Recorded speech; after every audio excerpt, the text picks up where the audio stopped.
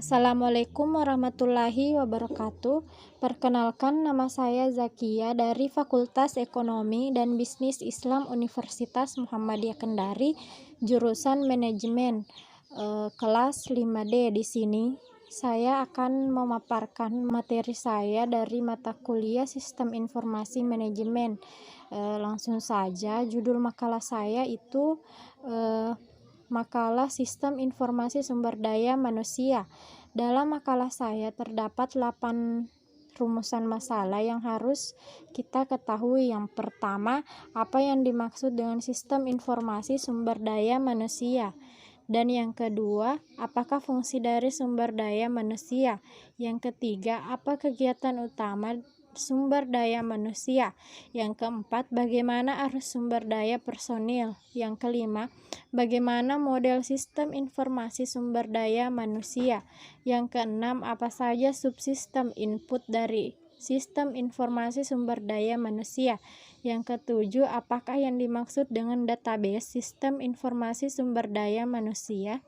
Dan yang terakhir, yang ke-8, apa saja subsistem output dari sistem informasi sumber daya manusia? Baik, langsung saja ke pembahasan. Yang pertama, pengertian sistem informasi sumber daya manusia. Sistem informasi sumber daya manusia adalah sistem yang bertugas untuk mengumpulkan dan memelihara data yang menjelaskan sumber daya manusia, mengubah data tersebut menjadi informasi dan melaporkan informasi itu kepada pemakai. Yang kedua, fungsi dari sumber daya manusia. Sumber daya manusia merupakan departemen atau divisi yang bertanggung jawab terhadap pengelolaan sumber daya manusia dalam sebuah organisasi atas kegiatan-kegiatan yang berhubungan dengan sumber daya manusia, seperti perekrutan, penerimaan, pendidikan, pelatihan, manajemen data, penghentian, dan administrasi tunjangan.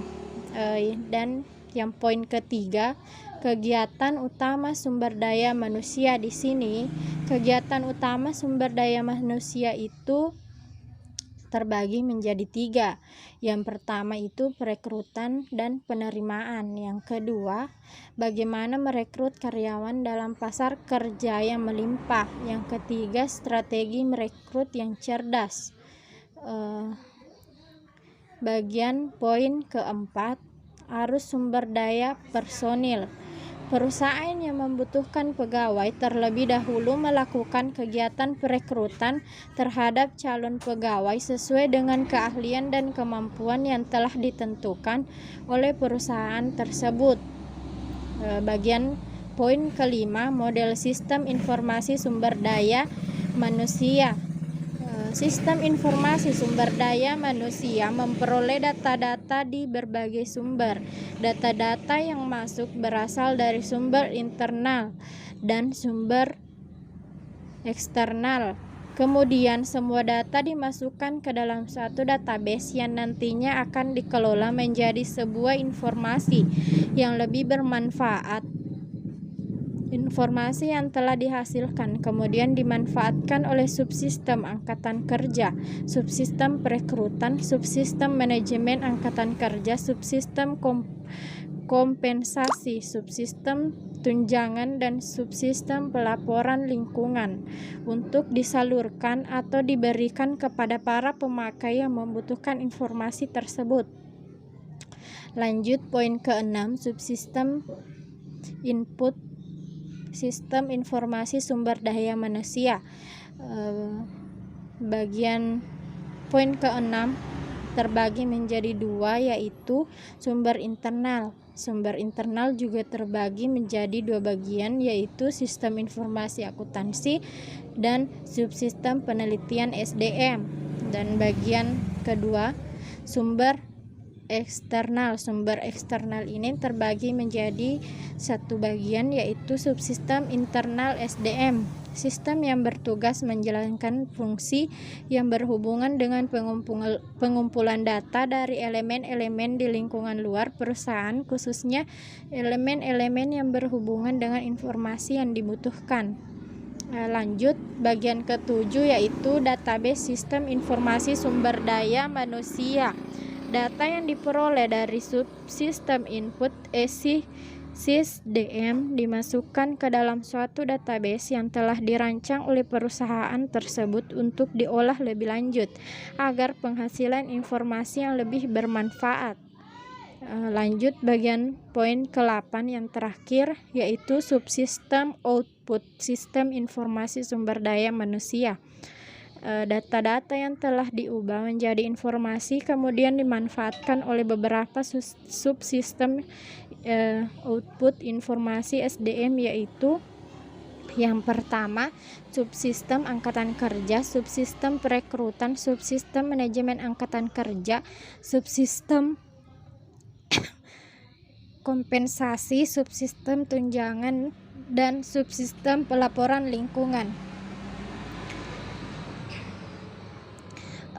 Selanjutnya saya akan membacakan kesimpulan dari makalah saya.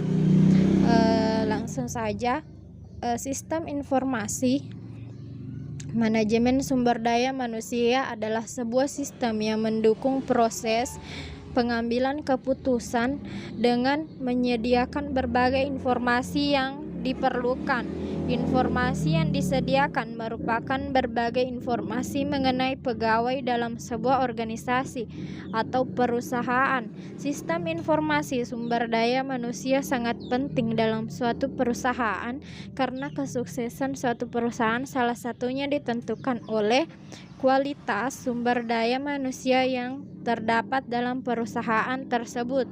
Kegiatan utama sumber daya manusia adalah perekrutan dan penerimaan, pendidikan dan pelatihan, manajemen data, serta penghentian dan administrasi tunjangan. Sistem informasi sumber daya manusia terdiri dari subsistem input atau sistem informasi akuntansi, subsistem penelitian SDM, dan subsistem intelijen SDM, database dan subsistem outputs atau subsistem angkatan kerja, subsistem perekrutan, subsistem manajemen angkatan kerja, subsistem kompensasi, subsistem tunjangan, dan subsistem pelaporan lingkungan. Baik, mungkin itu saja materi yang dapat saya sampaikan. Lebih dan kurangnya mohon dimaafkan. Wabillahi taufiq wal hidayah. Wassalamualaikum warahmatullahi wabarakatuh.